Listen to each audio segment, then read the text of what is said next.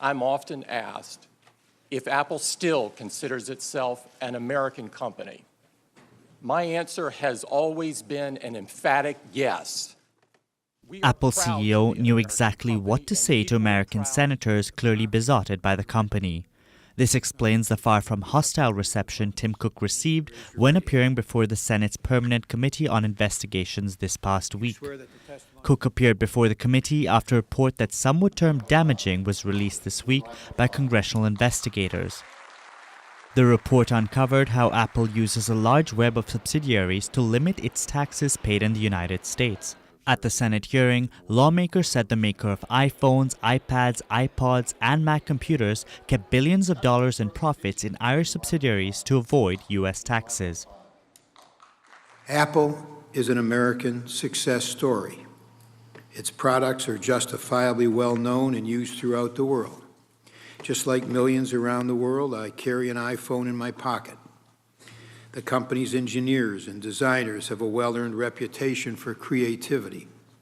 What may not be so well known is that Apple also has a highly developed tax avoidance system, a system through which it has amassed more than $100 billion in offshore cash in a tax haven.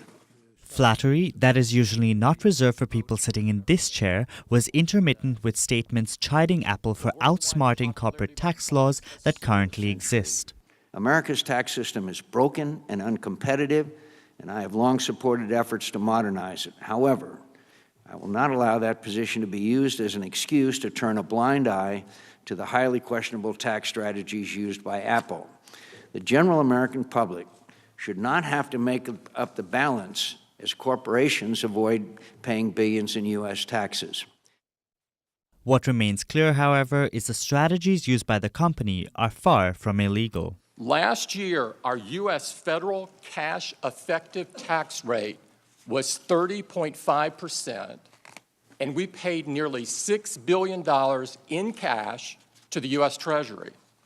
That's more than $16 million each day, and we expect to pay even more this year. I'd like to explain to the subcommittee very clearly how we view our responsibility with respect to taxes. Apple has real operations in real places with Apple employees selling real products to real customers. We pay all the taxes we owe, every single dollar. While Apple does remain an American success story, cash-strapped governments around the world are trying to wring in more in tax revenue. Making sure companies as big and as profitable as Apple do not continue exploiting tax loopholes remains a challenge.